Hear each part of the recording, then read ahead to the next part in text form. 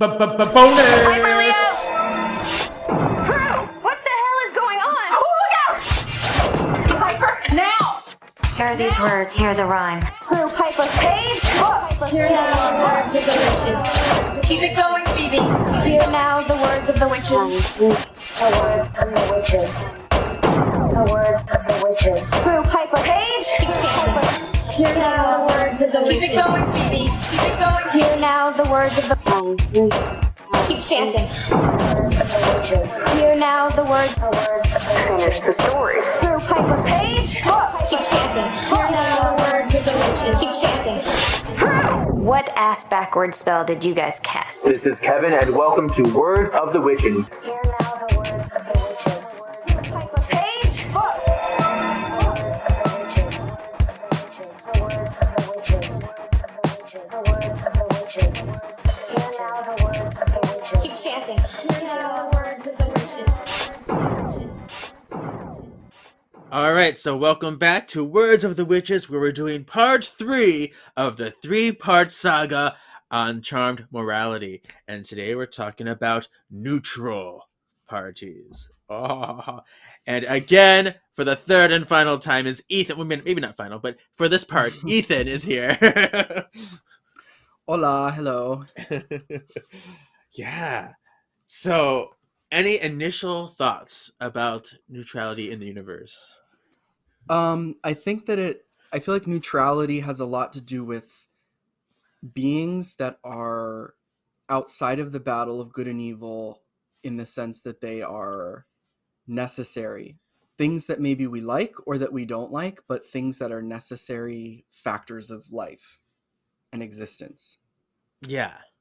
Yeah. They're not good or bad. They have a function. They have some universal purpose and Yeah.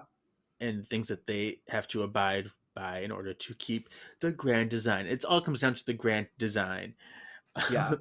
Yeah, and I think I actually would believe that neutral beings are probably a bigger part of the grander design, in the sense that, like, if you just think of a few of them, they usually ultimately amount to something very fundamental to the function of our lives, the world, like everything around us. So there's this ultimate factor about how they exist. They connect to the universe in, maybe not in all ways, but in some of them, I think so.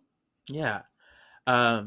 So, like, to better understand neutral, I think we have to understand what the grand design is, to give us like a grounding point. So the grand design is the intended nature and destiny of the universe. It's supposed to keep that balance. Good and evil are supposed to be in constant balance, because if one overshadows the other, that could like rip apart the world or something, or the whole fabric of the universe. Yeah. So, yeah, and so I guess the grand design is something that good and evil both agree on in order to preserve both of their own existences. Yeah, I feel like it's that approach to coexisting with things that, like, obviously we all find ourselves in a world where there are things that are like us and things that aren't like us, and how do we coexist? There has to be room for all of us. The grand design is this idea of, like, a place for everyone, and everyone has a place, and Yeah. that's how it works in order for things to keep going.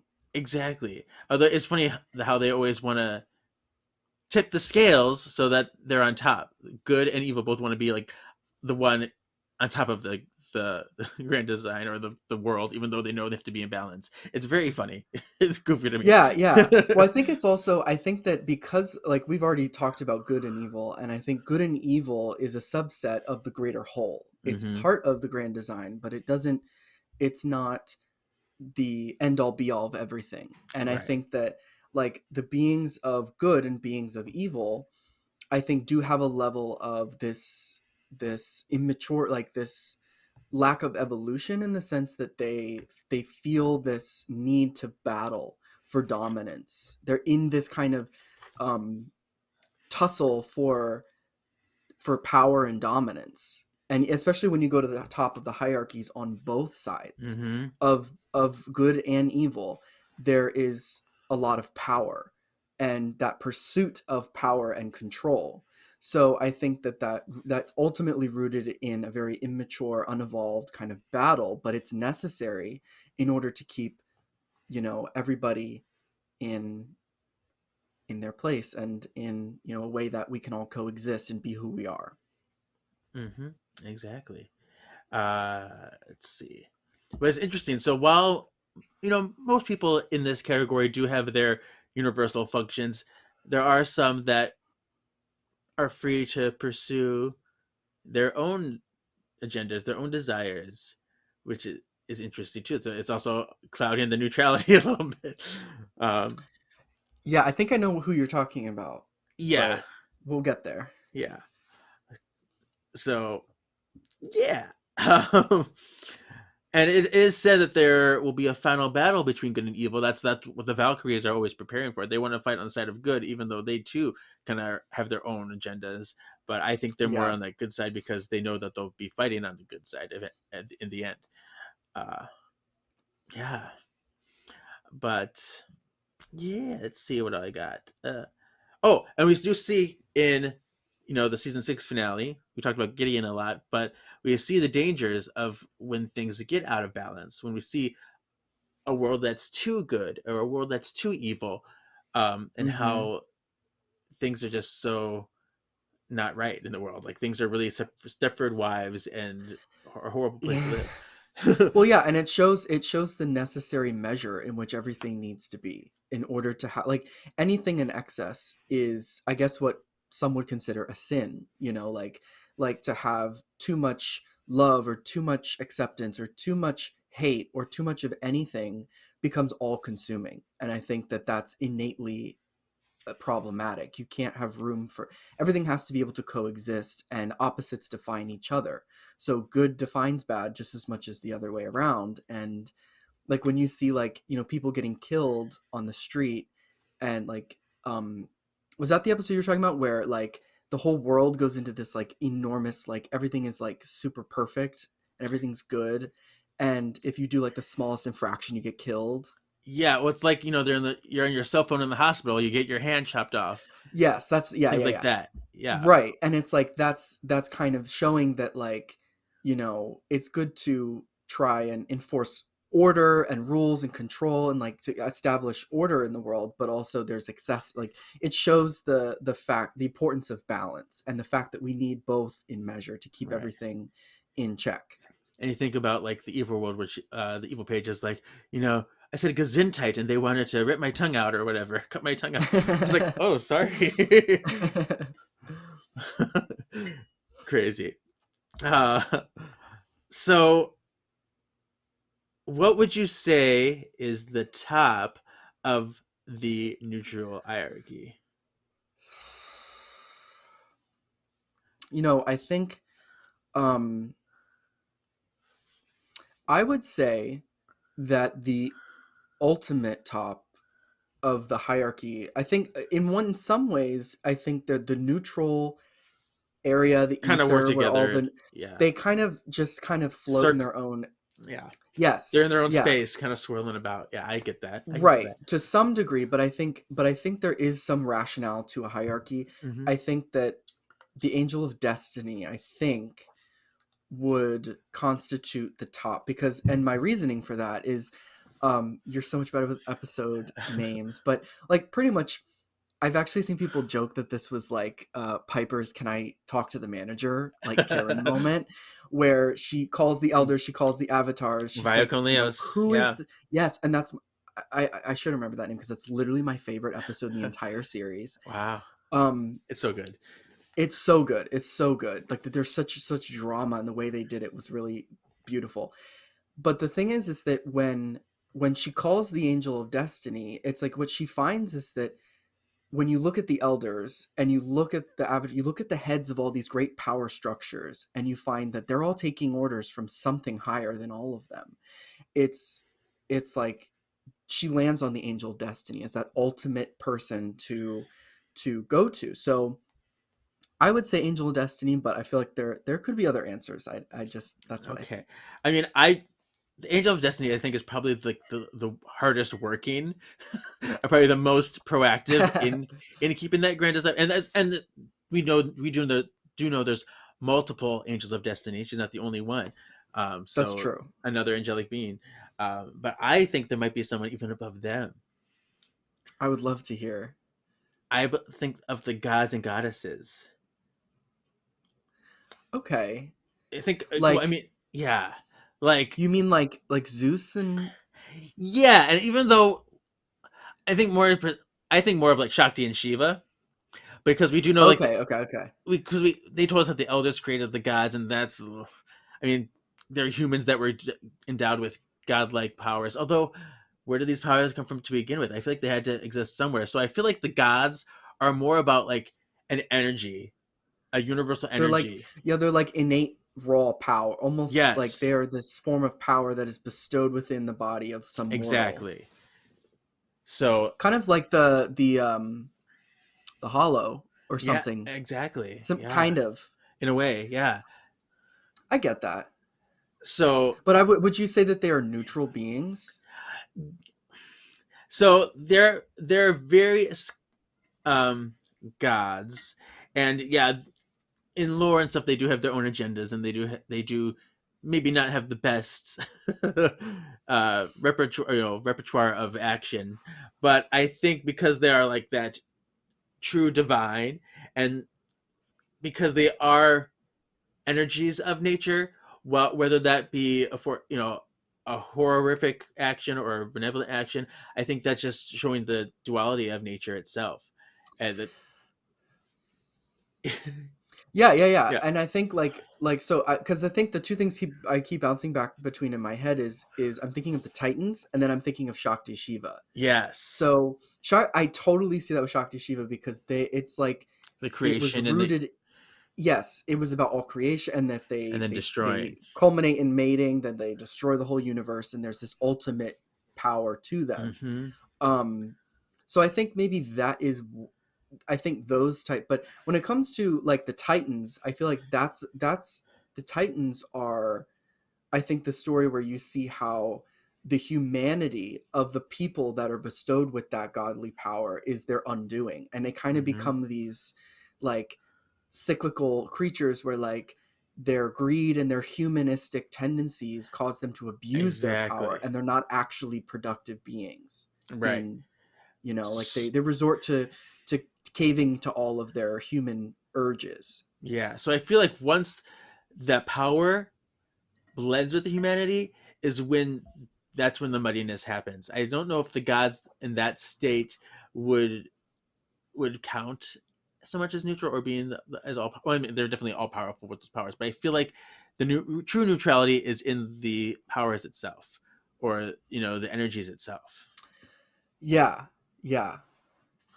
I think that's totally, because I think that kind of aligns in my head kind of with other like neutral powers like the Nexus. The Mm-hmm. Nexus is this ultimate form of intense power that can be swayed either way. It doesn't have an allegiance, it's just raw power in Exactly.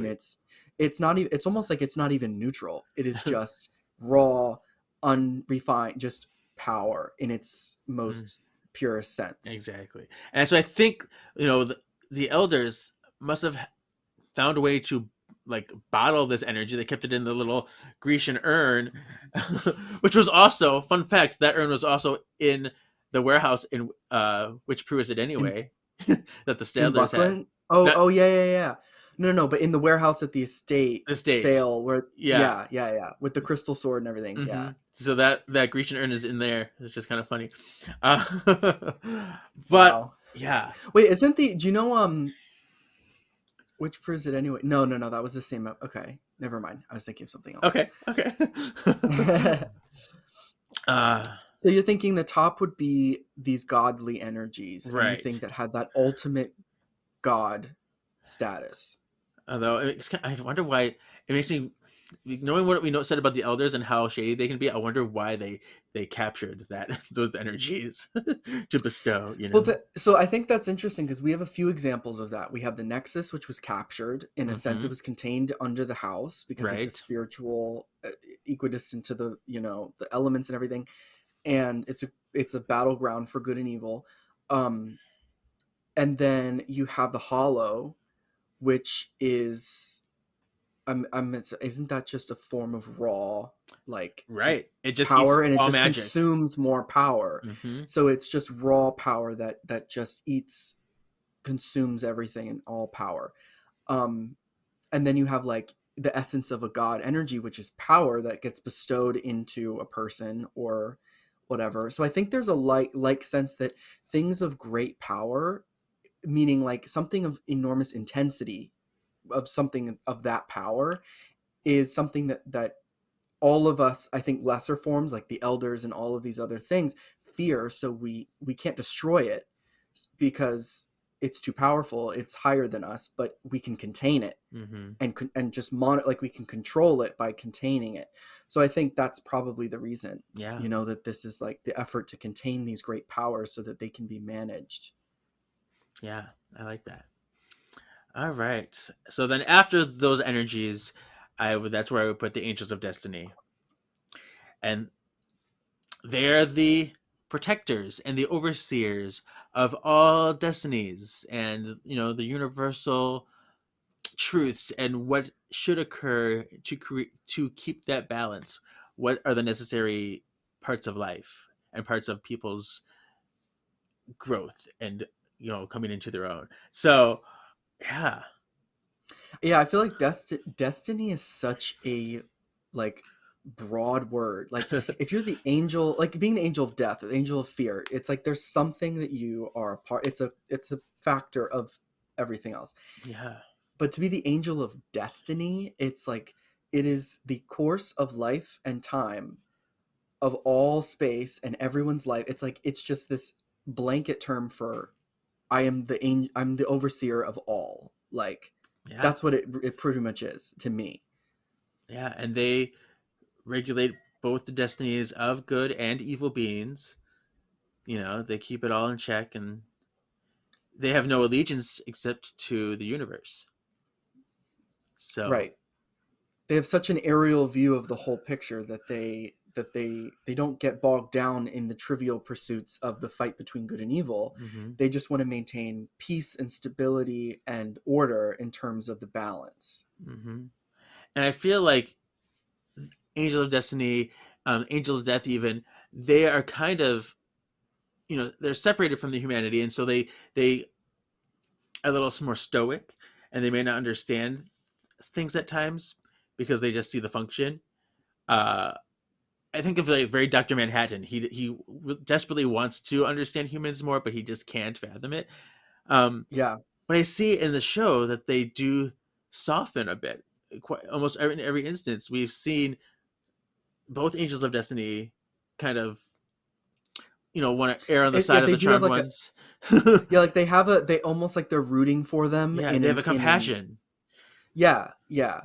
Well, and I think the thing is that maybe is drawn from the assertion that like there is an innate understanding that those that try to champion good are like I think Destiny understands the commendability of that there is this battle of good and evil, but good is like just rooted in something a little bit more innate and innocent in the human spirit. Like I feel like there's an element of that they makes them not in part, like not that they do root for good, but that they see like they can understand to some level and empathize with their pursuits, Yeah, the pursuits of good. there's an effort there that's beyond, you know, low level feelings of selfishness and things like that. So, It and it kind of reminds me of like when you have like a judge of law, like the judge, like a judge can look at someone who's on trial, and like even if it's like a parking ticket or whatever,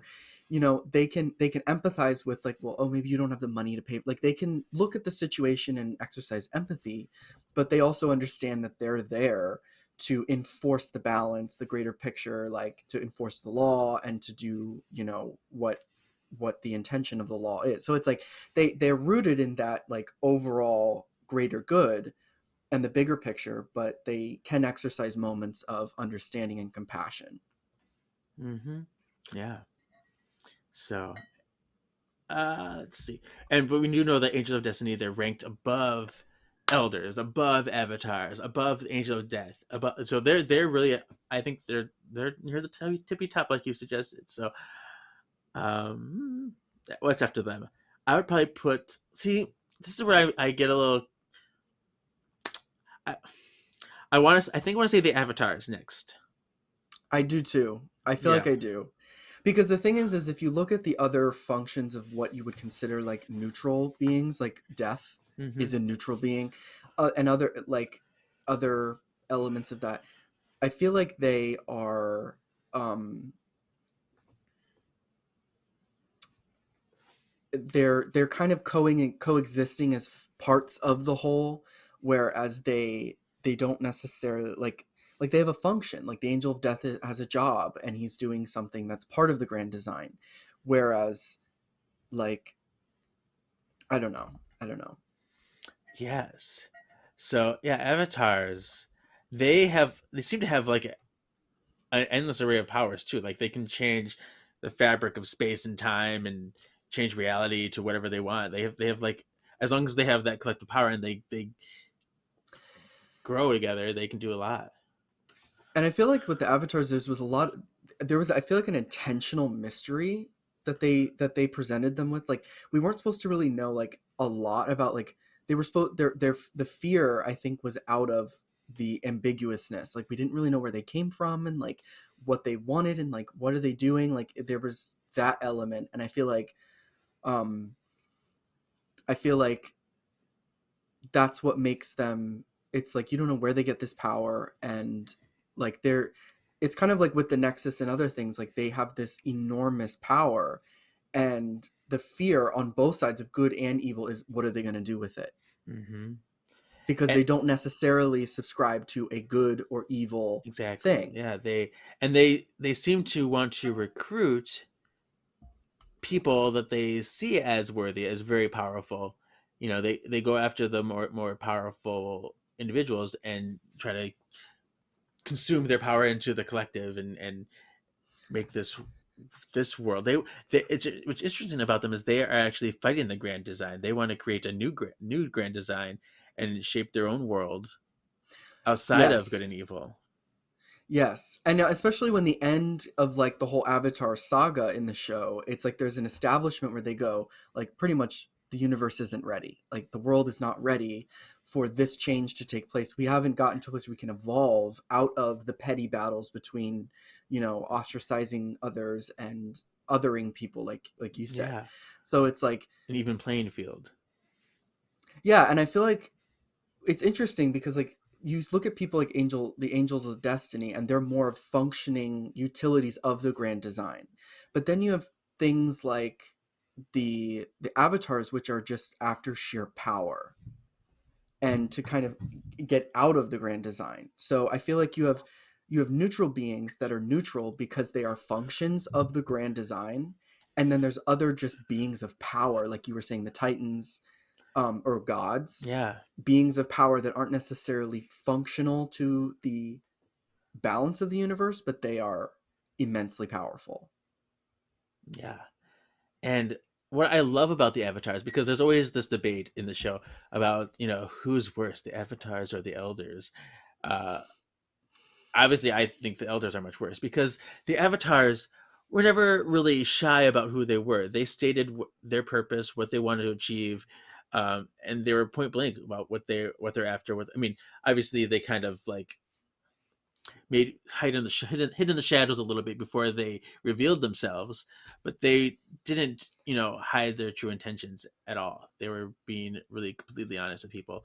So, Yeah. um, Yeah, and I feel like the elders are very like insidious in the way that they operate, and there is that desire to keep a certain level of dominance over the grand design. Like they want good to be the dominant force in the universe. So it's like, Yeah. yeah. Yeah. And they lie to you. The elders lie to you all the time. Yeah. Whereas like, yeah, avatars are like, here we are, this is what we want, take it or leave it. You're either with us or against us, but this is what we're doing. And Yeah, and like when I first watched the show, like when they presented the idea of like that question of good and evil, like I always like for me I always feel like good and evil is a subjective experience. It's like when you ostracize someone as evil, you're kind of like you're othering, like you were saying earlier, like you're othering people. And a lot of times like when you do storytelling or you watch movies, like you see the movie like Maleficent is the whole story of getting behind the motivations of someone who we've always considered evil. And when you look behind, you see that she used to be a fairy and then she got her wings cut off and she was like subject to all of these horrible things. And she was formed out of a reaction to things that she's experienced. So you see how that comes about, and it creates this third dimension to humanity, that people have levels of good and evil within them. And so I always resonated with like the avatars because I'm like they're trying to end this outward battle that like one person's right right, and the other one's wrong. And it's this idea of let's grow above all of that and connect on a human like togetherness kind of right. level of understanding each other. And what I really appreciated about the avatars too is they allowed people the space with their own thoughts, with their own feelings, and allowed them to like come to terms with them, as in their own way, Like on with their own. Cole and with Leo. Yeah. Um, and so even Yeah, they like, weren't judgmental. Like the no, elders were extremely judgmental. And they would assess you whether they liked you or they didn't. It was very judgment based. And the elders, I think, they could recognize power and capability or potential or whatever, but they had this level of not necessarily compassion, but like understanding about yeah, people's need to resolve certain elements of their life and like all of that.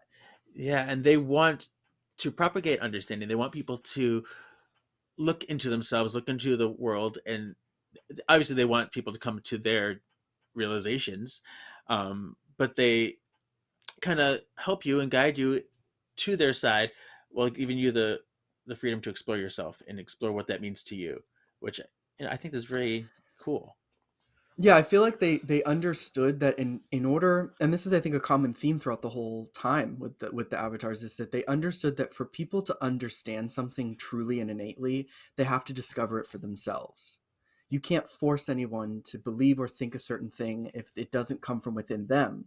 Because if they just follow what you say or they just become agreeable and adopt your way of thinking without truly believing it, and there's no authenticity behind any of that, then there's no loyalty, there's no reality behind that. So I like that was the element that I really liked about the avatars, is that they weren't these domineering kind of judgmental figures that would try and manipulate.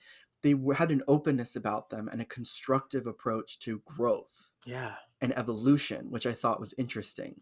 it's so So fascinating.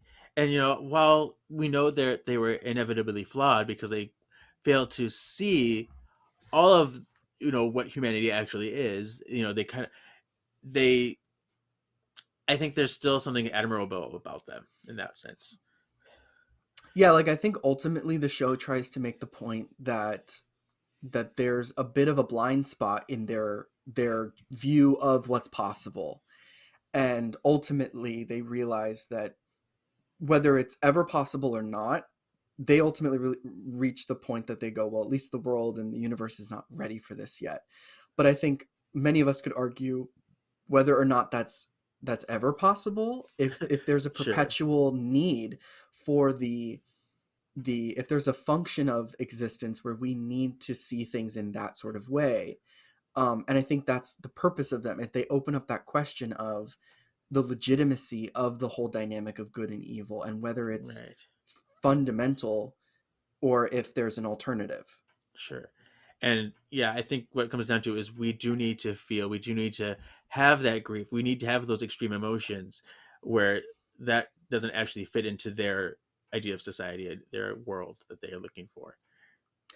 Yeah, that's actually a really good point because like when they obviously have their way and then they kind of take control over the order of everything and people aren't they're not allowed, like you said, to feel grief, to feel extreme emotions. It's like this kind of upwardly positive, consistent like utopia. You it just emphasizes the fact that it's not like the truth of any emotion is that in order to have love you need hate, in order to be good you need bad, that these things define each other, and without that you have nothing. So you know, if you're just going to have everything, it's just, I feel like in some ways what they realized was that the utopia was just a redistribution of good and evil, that you had this ultimate like beautiful happy like utopia looking world with a really dark like backstory. Like Yeah. people would just disappear into existence and no one ever cared. Yeah, Like you just have to accept there it. was a Yeah. right, and that was like what you realize is it's just a redistribution of the same stuff. It's not Yeah. necessarily all free of the good and evil. It's just The same a stuff in different new packaging. packaging. Yes. Yeah. So, how fun. Cool. Well, I think we explored them a lot. But yeah, the avatars are always so fascinating to me. So that was a cool rabbit hole to go down. Yeah. After them, I would put the Angel of Death. Yes. Yeah. And obviously, his function is to serve the cosmic balance of souls of the dead and bringing people to the afterlife and making it as painless as possible if he can help it. Yeah, and I think it's kind of difficult to, especially with this whole neutral thing, to like really, because it begs a lot of ultimate questions that are really hard to wrap your head around, like and really contextualize, because I think throughout the show there's times when the view that they were trying to paint of the grand designer of the ultimate universe, like these super big question kind of question like ideas, it becomes difficult. Like obviously death is a function of the universe. So I don't know. It's like I guess when they first presented the Angel of Death, it's like it was about when was the first like that was that when right before It was Prue died. Death Takes a Halliwell. Yeah, season 3, episode 16. Yeah. Yeah, and that was like I guess like if you think about it, it kind of goes back to the avatars where when you can't accept like part of understanding like part of dealing with grief is understanding the necessary element of death, that in order to have life you need death, and it reinforces that like duality to the universe, that what gives life purpose is the fact that you die. Like if you don't die and we live forever, then what's the kind of point of life? It's kind of like when we were talking in the last episode about whenever you were saying it was Leo's backstory. The ghosts come back and they Sure. kill the teacher woman. I forget her name, I but think it's Maria.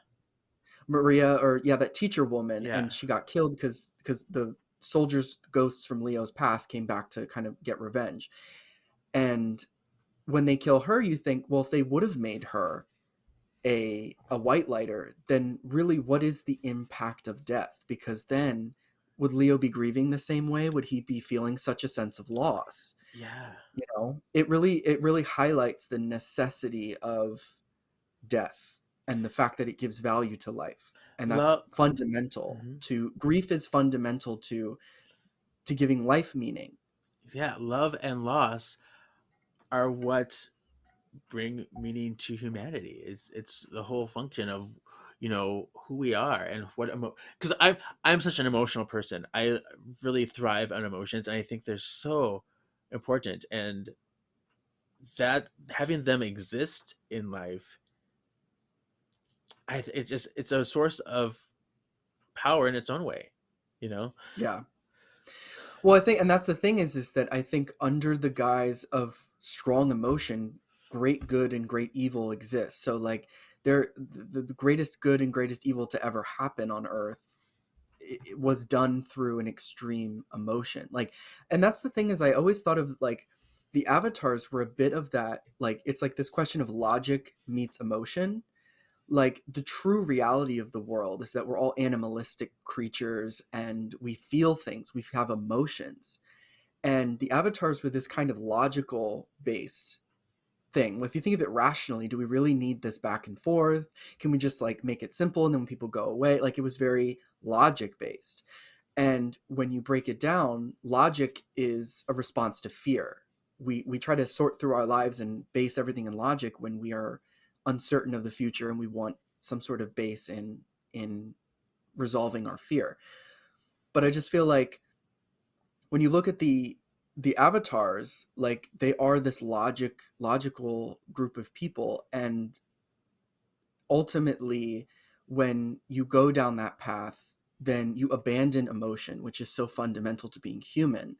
And in order to have emotions, emotions will innately create great good and great evil. So it's like the way that the grand design, it pretty much is explaining the fact that all of that is interconnected and that you can't have one without the other because it will all fall apart. Exactly. Emotion is what enforces your will, and will is what enforces your magic. I mean, Yeah. magic is really just a manifestation of will, which comes from it's a whole chain reaction. Your Yeah. emotions.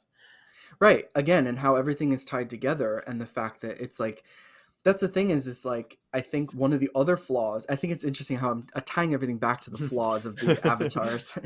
But the thing is that I think the avatars is really an encapsulation of that question of a neutral being that almost becomes the third option between the elders, the demons, and the avatars. You have this neutral inner middle ground. So I think, yeah, I mean, it's so complicated, and but everything is so interconnected that if the avatars really wanted to cherry pick. They want this without that. They want that without that. They're trying to redesign the whole world and everything. And in order to actually be able to do that, you have to have everything balanced in the end. And it, like we said, it just becomes repackaging everything in a different look. Yeah. Although, like, I gotta say, Simon Templeman as the Angel of Death is so poetic and such a wonderful manifestation of what death would be. Honestly, he's fantastic. Yeah. I Yeah. think I saw him in something recently. What was he in? Like his voice and everything, he Oh, was like, I'm so glad that they picked him. yeah. Because he has a gentleness to him. He has, you know, a an ethereal quality, a very like regal quality. Um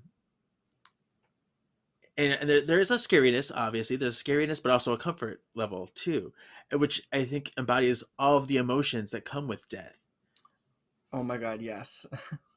Well, yeah, it's like he has this regality, like you said, but it's like when he talks to you, like like when Piper becomes, like she has to fill in for Hmm. death, and she meets that old man that kind of dies in the hospital, and she has to bring Yeah. him to the other side, and she had that calming approach where she's like, Yeah, she we're, kind of we'll s- adopted those qualities. Yeah. yeah, it's like we'll see where this goes. Like, let's just, I'm just We'll do almost this like I'm just together. as scared as, yeah, Hmm. like, but this is necessary. This is what it has to be. And when he speaks, the way his demeanor is very like, this is necessary, this is as it should be. And like you said, a comforting element of it, and it's such a really good reflection of like the feeling of what an angel would be when they guide you through something that probably involves a lot of fear, this Yeah. mysterious experience of death. I love Ah, that, and the way you said it was perfect. yeah. All the feels right now. Yeah.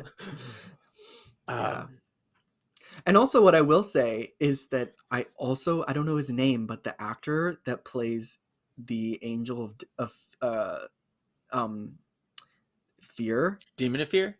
demon of fear, Barbas. Billy Drago or Drago. Yeah. Yeah, he's so like dramatic and nefarious, and like the Yeah. way he's just like it's the same thing where he strikes fear in you because he seems a little bit off and a little bit in his head and spacey, and he's like, I'm just gonna like F stuff up. Like he's just like there's this unpredictable quality to him Yeah. that puts you on edge, and I loved that. And he's just the way he says everything is just so dramatic. I loved it. Those two are just And that's something that's really cool about Charmed is they have these human manifestations of energy, and it gives you all the emotion and the feelings of that energy in a person. It's it's such crazy. a strange it's like a physical manifestation of the idea of fear, the idea Yeah. of death. Like if there was a person with the purpose to strike fear into the hearts of innocent young people, like Yeah. it's they did some good casting Mhm. in that show. I do want to bring up Clarence. Do you remember who Clarence is? Clarence, remind me. He was that special angel of death in the courtship of Wyatt's father, where Chris was kind of disappearing and he had to kind of prepare him for that kind of death. Do you remember that? And he was like I'm trying to recall. Okay, Claire. He was like that older black gentleman who was like pretending he was working at P3. Oh and he yeah, to Chris. Yeah, yeah. and he was cast. Oh yes, because I do. Okay, yeah, Clarence. yeah. They couldn't get Simon Templeman for that episode, so they cast him. And he is an angel of death, but a very special sect of it. Whereas like he is bridging the death of someone who didn't actually exist yet in this timeline. So it's a very special case. Oh my god, that just gave me chills. Because it's like that ideal almost. Yeah. I mean, I know it was like a scheduling thing, and it wasn't by design. It was just kind of by the fact that they needed someone different. But that becomes so poetic in the sense that it's like there's almost this like sector of angels that deal with these other things that like in a place, in a time, in some realm of the universe. There's like Chris, who went back in time and was on this weird time warped journey, but he was meeting his end, and there's an angel of death to deal with him specifically. Like I love that. Yeah, it's so beautiful when you think about it in that way. And so and that's why I kind of love that it was a different actor, like you said. Like it's cool. Although I wonder, because in 6 Feet Under, it made me wonder like if Death was so like tied up in these people, and he needed somebody to help him with his list. Why couldn't he have gotten Clarence? But then what we just talked about right now, maybe because he can only work in his realm of death. Like he has to work in this particular group of people. He can't jump into that kind of work.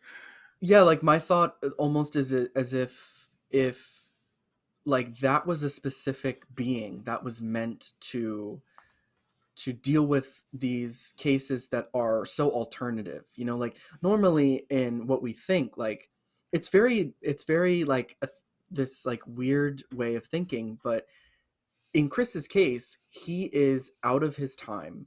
He's a time traveler, and he's crossed his timelines in a way where he pretty much doesn't exist anymore, and he's about to fade away.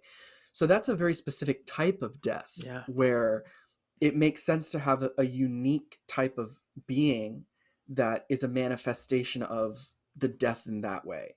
So it's like, so he's, I think, more a reflection of the fact that it was the death of someone who didn't exist. And that's kind of what he's a reflection of. Whereas the angel of death is the quintessential, like when you die and you are a person and you're in your native timeline and you're just living life and everything's normal, then that's what he covers. Right. Right.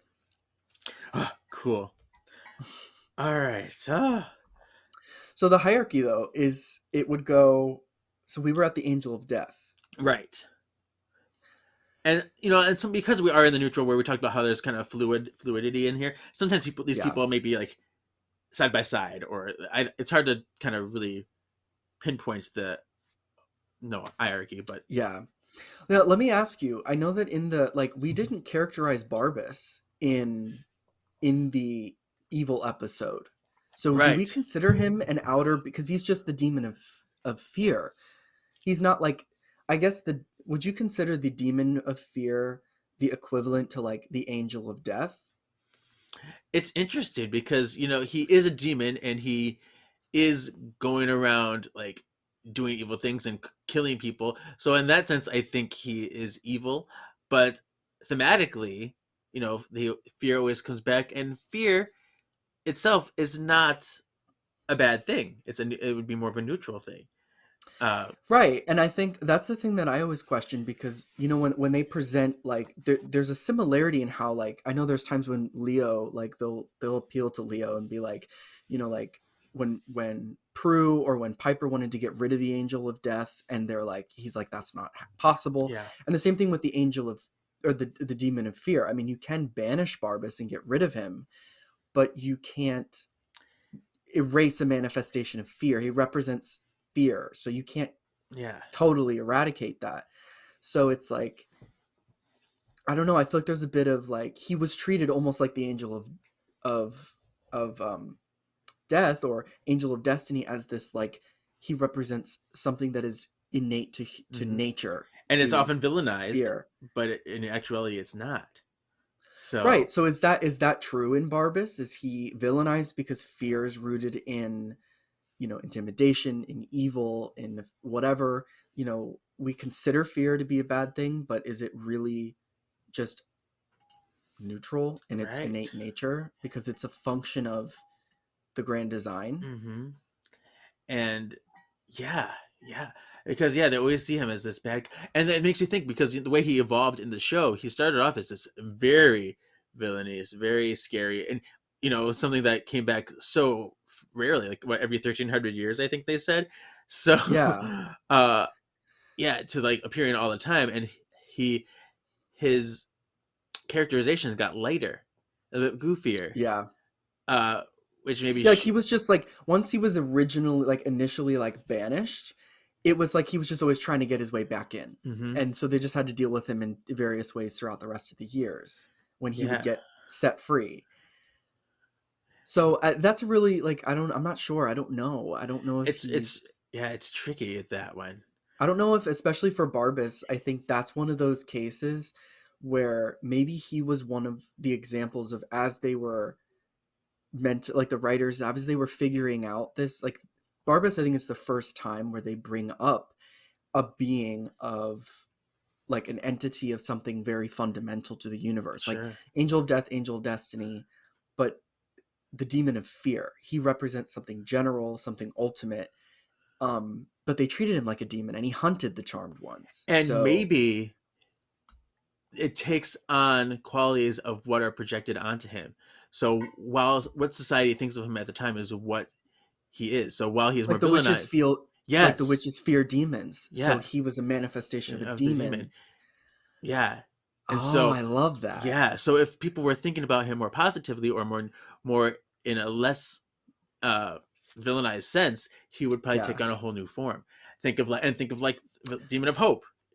Yeah, that's so true. Because the thing is that the way that Prue defeated him initially was she conquered her fear. So if you're not someone that allows fear to overtake you, if you've evolved to a place where you don't think of fear as a bad thing, you're able to cope with your fear, then it's not a threat to you. So he's not a threat to you. So I guess there is a logic underpinning it in that way. Yeah. Oh, I love this journey we're on. That was super interesting. Yeah. Never thought of it that way.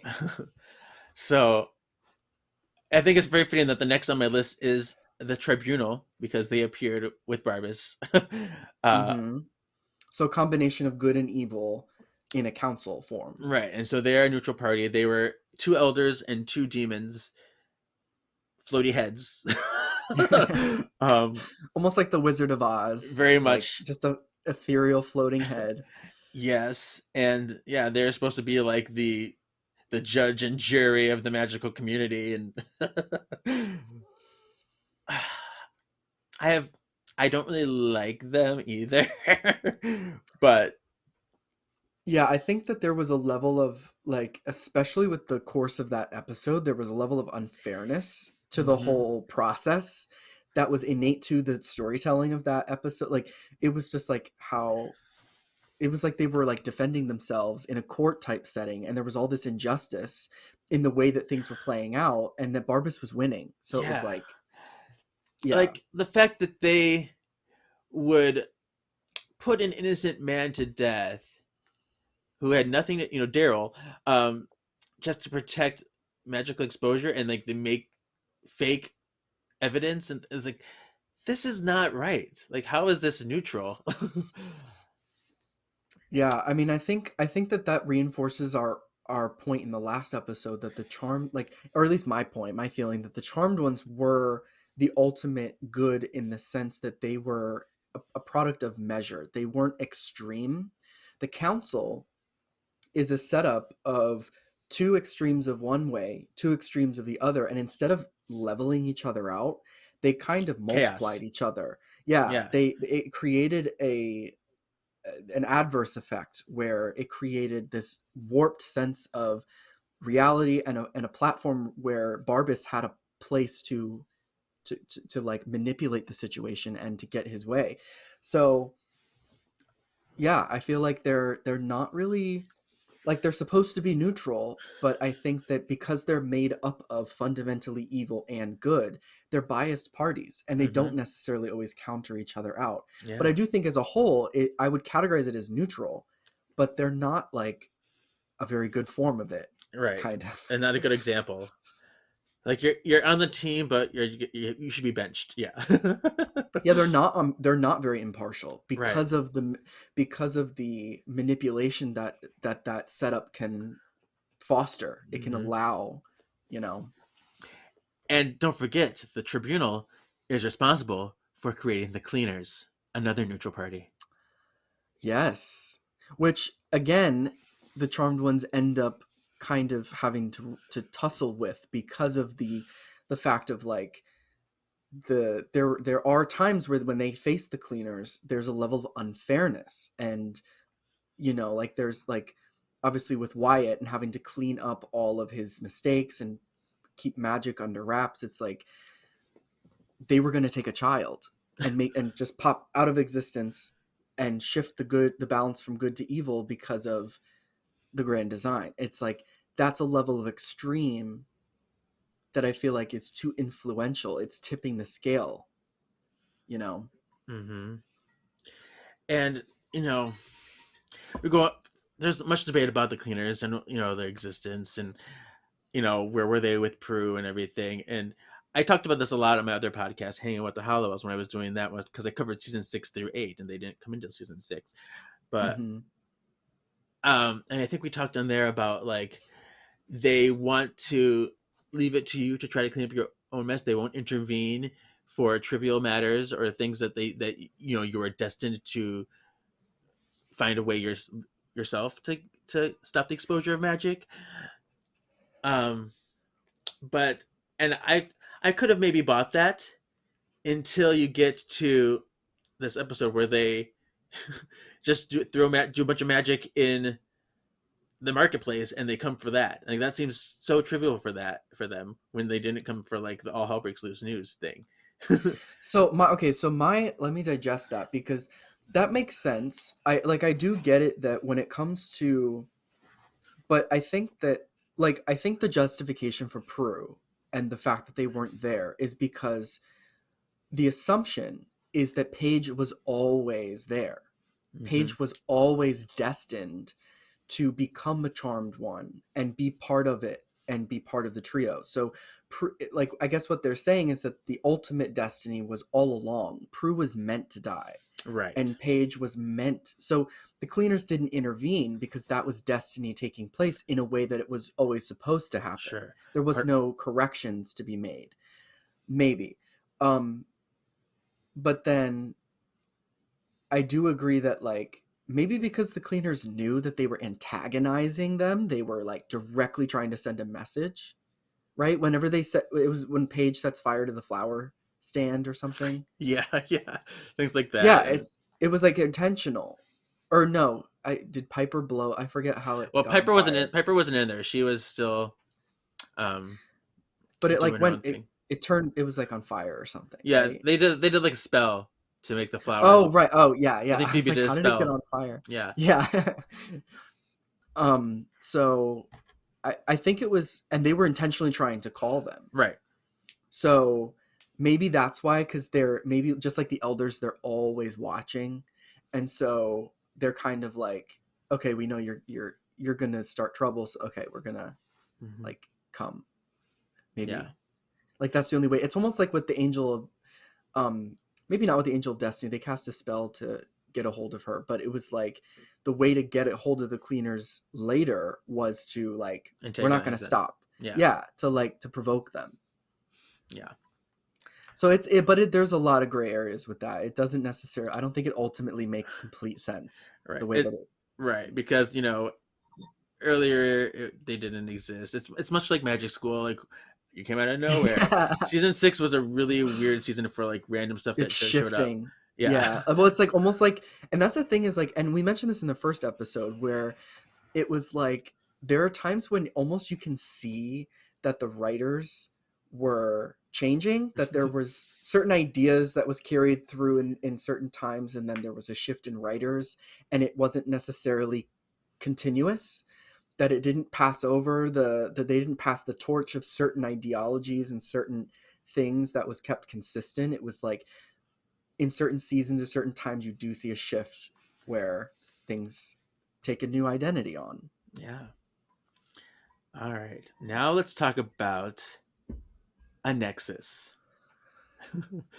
So, lots to unpack here. I know we hinted at it, but we have the most probably famous Nexus, the spiritual Nexus at Hallowell Manor. The incredible energy equidistant from the 5 mystical elements, and and it can be swayed either way to be a force for good or a great force for evil.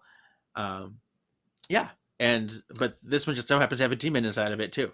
So yeah, I think that was I haven't really thought much into that, because I think the way that I first watched Charmed was I started in like season 6. Okay. And even as you just said, it's interesting to like, because there was a big shift in certain things in season 6. So the lens that I watched the show from was starting off season 6, 7, 8, going back to 1, 2, 3, 4, 5. So when I saw the Nexus in the end of season 6 and 7, and seeing it how it took place in the end portions of the series, and then I watched in the beginning when like the Woogie Man was a thing. I never thought they were the same thing at first. I thought it was like I didn't make the connection, because one was very much this, like when Zanku took in the Nexus, it wasn't like Phoebe, like it was like coming at, like it didn't like take him over. He called a spell and like absorbed it into himself. So it just looked different. It felt different. And so I was confused by that. Well, they aren't actually the same thing. The show did get confused because they referred to it as the Shadow and the Nexus and the same, but really that is the power that's there. The Nexus is just kind of like that, kind of like a grayish smoky tornado is what it should be. But the Woogie Man is actually a demon that they trapped inside with the Nexus. So they're two separate things that are occupying the same space. Oh my god, I didn't know that. Yeah, I never knew that. I thought, but see, that's what makes it so big. I don't know if everyone knows that. right. Like, And even so the show where got was confused. that made clear? Was that like in the comics, or was it No, explained somewhere? it's in the show, but you have to like really listen. Like they say, and that's the thing, because they state one thing in the beginning. You know how they trapped the Wookiee Man down there, but then later seasons they kind of interchange it. They say the Shadow and the Nexus, and they're not the same. Yeah, it's very yes. Because the Wookiee Man is obviously evil, right. Whereas the Nexus is supposed to be pure neutral, and they goes right. for, it's just pure power. yes. So it's But I think the fact that there's like a black cloud of smoke that Mhm. lives in the basement under the house, and one was the boogeyman and the other is the Nexus, is so yeah. like so. So I pretty always much. thought that the Woogieman was just a child name that like Oh. it was Phoebe or Piper gave them. Hmm. I think it was Phoebe that called it the Woogieman. Yeah. So I I believe thought that he was just pronounced it her name. Woogie Man, or was that just Yeah, the bug teeth? Woogieman. Yeah. Uh, That was cute. Yeah. but yeah, so I guess the Nexus itself is more of a gray, whereas the Wigman is black. I know. Yeah, but to me, in my head, I was like, that was just maybe the fact that it was just a different Mhm. season and they had someone else doing the special effects. Like, Mhm. I always thought it was the same thing. And that's why I always bothered, because like in season 7, when like they do take in the Nexus, they get the black eyes and they have like the smoke powers and stuff like that. So Yeah, there's so many similar, like, there, it's just so crossing over in so many ways that it just feels like the same thing. yeah, But at the same time, there is like, I think that's again what we identified with the show, is that there are times throughout the evolution where things like shift and change and like evolve. It evolves to a degree. So maybe in the beginning the intention was to create the Woogie Man as like the like as a demon, and then as they went, okay, well, as they develop the lore of the show, they decide that there's also the Nexus and it's a separate thing, you know. yeah. It is confusing though. It's very confusing. Mhm. But yeah, so and the whole reason why the manor was built there was so that they can, kind of control the Nexus and use it for good. And the fact that it's, because they are there, the Nexus for the entire show has been giving them that boost in power. That's why they're Mhm. always so successful, is because that Nexus is there. They are kind of like seated at the good part of it and using the power that it has in that spot. Yeah, and do you think that's one of the reasons why the book can't leave the house? Because the book is tied to them, tied to the Yes, Nexus, and tied to the powers. if I don't know if you know this, but the book is kind of like an overseer of the Nexus. If you go straight up, the book is placed directly above where the Nexus would be. If you go down in a single Oh straight my line. gosh, I never knew that. Mm-hmm. Wow. Fascinating Oh stuff. my god. And that's, oh my god, that's so weird. But see, that makes sense. And yeah, and I always had a sense that like the Nexus, like obviously what they present in the show is like there's this like perfect storm that was achieved in some way by the Halliwell family. Like they built this house and they've got their book and they've created this magical kind of link of all this stuff interworking together to create this ultimate power that they use to fight evil. But I never thought of it that way. Mm. So the Nexus Yeah. would be a neutral power. Are we thinking that that's below like the angel of death and stuff? Are we still in the hierarchy? See, or and this, yeah, the Nexuses are really not. I don't know if they'll be in the hierarchy. I think they're just kind of a force that are neutral. yeah, because like let me ask, maybe I don't want to jump ahead or anything, but Yeah. like what do we consider the hollow? 'Cause isn't that I would assume that that's not evil, because it doesn't No. provoke you to do evil. It doesn't like doesn't sway you in any way. It's just raw hungry instinct. for power. It's like primal power. Yeah. Yeah, it's like this, almost like a black hole. Like it just consumes everything, Yeah. unconcerned with good or evil. So I feel like the Nexus and the Hollow are similar, because if you think about it, like in the show, like at the end of season 7, like Zanku, his ploy to ultimate power, and when the Charmed Ones fight Zanku, it's all about the Nexus. The Nexus is everyone's access to ultimate power, so they all take it in, and then explosion. Then you go to the end of season 8, and you're dealing with Billy and Christy and the Charmed Ones, and the Hollow becomes like the new Nexus, where everyone it's the access to ultimate power, and then they fight in big explosion. And at that point, they banished the Nexus, so it doesn't exist anymore. They relinquished all that power. Right. So But so that's my question is once they banish the Nexus and it's not there anymore, why would they not take like a power hit? Why would it not Right. disrupt the power structure of this perfect storm that they had established in the manor? Perfect question. That's why. Yeah. Why is that? Like, shouldn't they have gotten weaker Yeah. in some way? Yeah. Or maybe it moved on to some other place. Maybe there's something else that's kind of feeding their power. Then it's so hard to Let me say. ask you though, do you think that like because the way I'm thinking of it in this way is was the Nexus just contained like the under the house was a container to like they built the house on top of the Nexus to pretty much contain it and then of which they can access it when they need, but they don't. I mean, the way you say it is they're constantly drawing from the Nexus. It's what gives the book power. Yeah. It's what gives it's like the fuel to the whole system. But is it possible that maybe it wasn't constantly fueling things? It was just something that was they An were like aid. it's the squatters, squatters' rights. Like they're like, well, we're here, you can't touch it because we built our house here and we're staying here. It's like Hmm. they've just claimed the space above the Nexus so that it's not accessible by evil. Right. And I maybe they mean, don't constantly draw from it, but they can access it if they need to yeah, and that defeat makes a great sense. evil. Yeah, and maybe it's just to help them when it's needed, when they need to call upon it, but then they eventually start using their own, own power and what they've learned as witches and women and things like that. So Yeah, and also at the same time I think that like the emotional evolution, like I think as we see in the show, like as they learn, as they grow as witches and women and people and like as they go through life and they kind of grow emotion is into their power. own. Emotion, Right. your power comes from your So emotions. They always say that. So right. So I'm thinking that maybe the fact that there wasn't a shift in power, that there wasn't like, uh-oh, like we turned off the generator, like no more magic, guys, then I think it probably had a lot more to do with the fact that they maybe relied less and less and less on the Nexus as they grew into their own they along found the their show. own emotions as a new source to supplement their magic.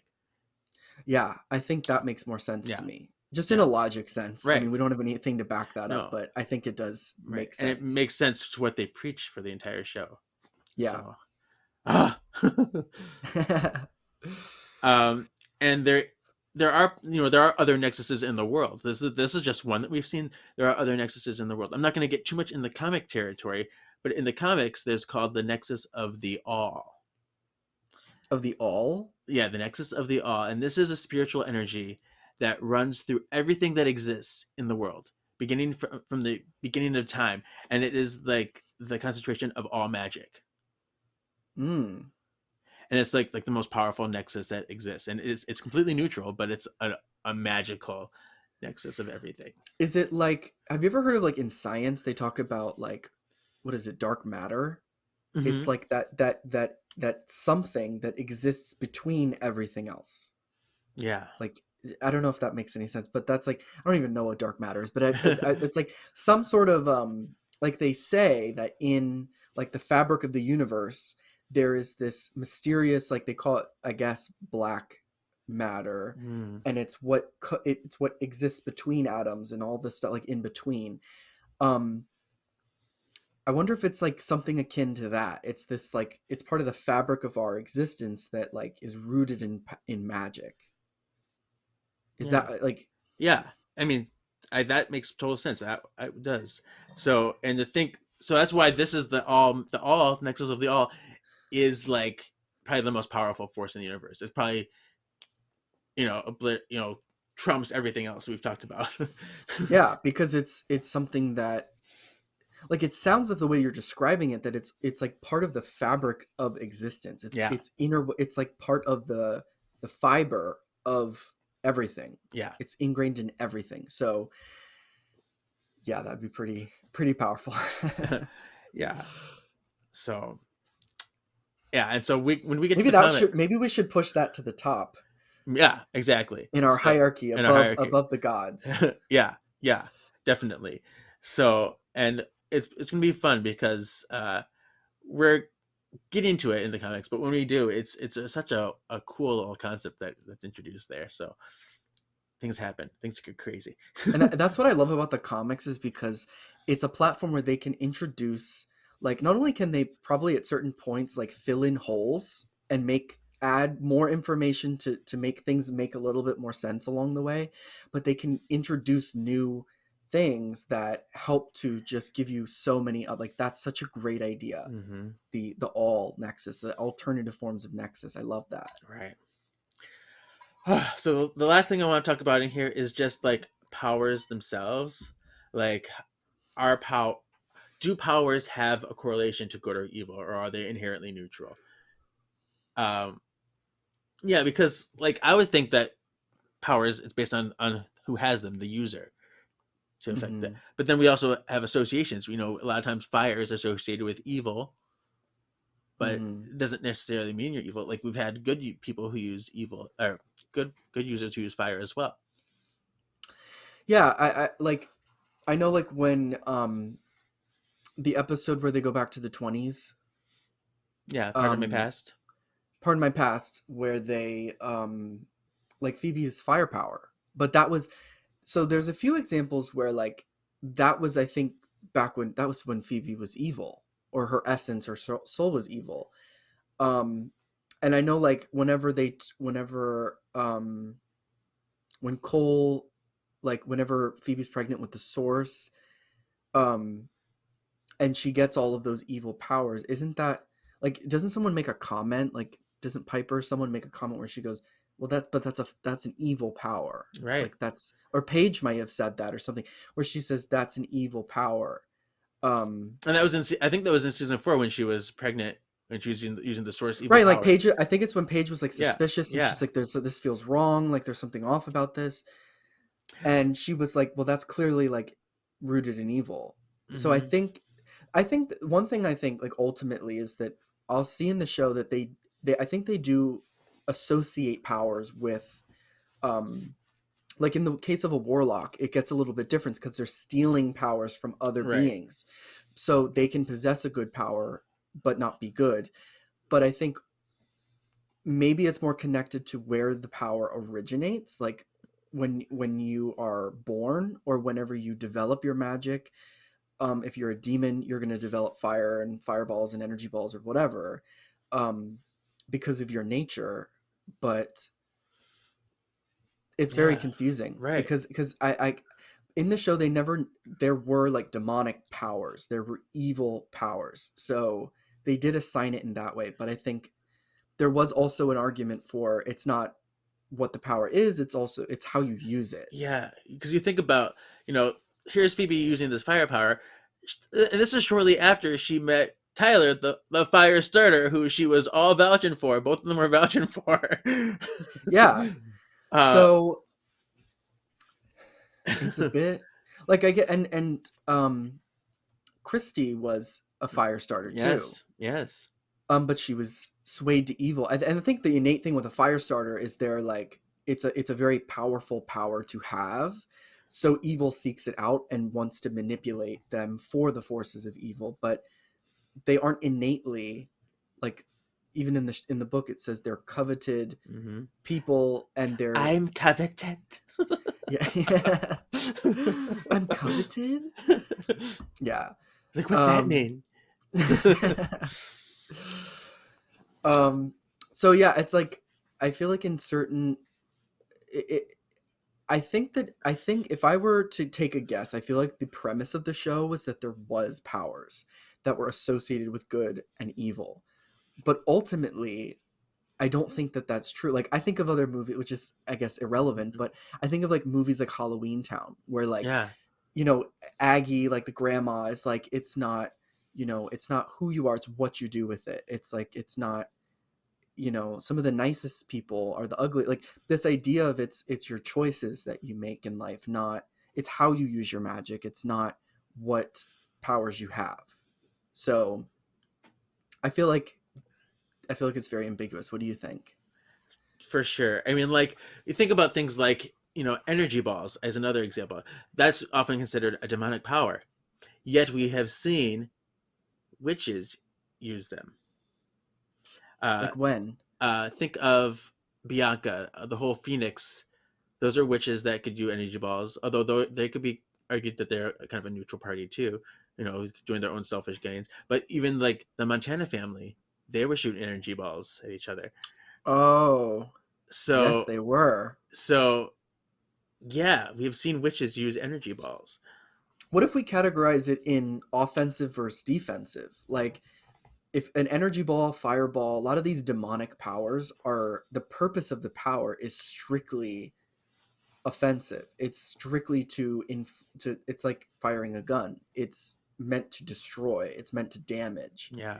It's an offensive power. So maybe that's what categorizes an evil power if it's strictly an offensive power. But like, you look at Proust telekinesis, that can be used in many different ways. A fire starter doesn't have to only do damage with what they do, so maybe that has something to do with it. Maybe. Another example I was thinking about too is like blinking. That's typically exclusively a warlock power. That's like all warlocks can blink, essentially. Yeah. There's like a standard. But we But learned. wait, I think there's one mistake in the show though, because I think it was the first, I don't know who was saying it, but it was blinking, and it was the first episode where they mentioned warlocks and copying powers, and the innocent said the witch is blinking. back. He copied the power of blinking from a witch. Because Matthew Tate in The Witch is Back, he was getting all of his powers from witches. It was Melinda Warren. Yeah. Yes. Yeah. You're right. So and she said, it was her that said it. She said blinking, and that he copied that power from a witch. Right. So that power was a typical witch power during the 17th century. So it first belonged to witches, and then all of a sudden morphed into a warlock power. So maybe it has to do with almost not like trends. That's a weird way to say it. But like maybe powers go in and out of prominence for certain purposes, or like maybe there's an evolution of the use of these powers, and that they go from possession from certain beings to other beings, and it becomes a witch power, it becomes a demonic power, it becomes, it's fluid. Power. So powers I think are fluid, but I think in different times, in time and places, it has its own association. Yes, I think that's the perfect way to put it. Because I remember like Zanku would steal Piper's power, and he was doing that, and he was, it's like he was using it in a bad way, and that could have definitely been a demon power. So I think you're right. That's probably it. Cool. Well, that's all I got. Yeah. Yeah, I mean, I again, like last episode, it's A to Z. I think that was pretty much as thorough as it comes, because I set out to do this. I wanted to explore these in depth, and I think we have been successful. I have been having a lot of fun during this whole journey. Yeah, and it's like, I think, it's interesting because when you watch the show, like, I know some people will watch the show with other people, but like usually I watch Charmed by myself, and I'm constantly like, it's just in your own head, and you're kind of exploring and considering these things on your own. And when you like even listening to people or myself talking to someone else about it, it's like you think of things in a totally different way, and it expands the universe in a way that's just so much fun. It was so much fun. I think have definitely enriched our Charmed love and enriched our Charmed lore in so many ways now, and we can really watch it with new eyes now. Yeah, and also I think we're doing the writers a lot of favors, because I think it takes a little bit of really reading into it and rationalizing it, of course, to make it to kind of be like, okay, but I'm also very much like that. I think a lot of people, especially when you're watching a show you love, your thought process is to link it all, make it make sense. You want to form the continuity. You want it to be, you want it to make sense. And so take what we're given and make it work. Yeah. Now we've just made sense of it, and it's like, that's a nice framework to kind of inform the show. And even if we watch it again, I'll probably never stop watching Charmed. It's like, and it's interesting, every time I watch Charmed, it's like when they say you read a book. Every time you read a book, it's a different book. Every time you watch Charmed, like, it's one of those shows, one of those really good classic TV shows where it doesn't matter, like everything is very universal. There's so much depth to the lore, and it's an endless rabbit hole that every time you watch it, it reflects on what's going on in your life at that time. It takes a new form. You notice different things about, like, certain times I'll watch Charmed and I'll like be obsessed with Piper. I'll watch every episode like focused on her story and all the stuff related to her. And then in a different time in my life, like I'll watch Charmed all the way through again, and I'll relate a lot more to like things Phoebe's going through and like her story. It's like, it's just endlessly fascinating. Yeah. And it's something I think that you can consume till you just don't want to anymore. You can just do it forever. Yeah.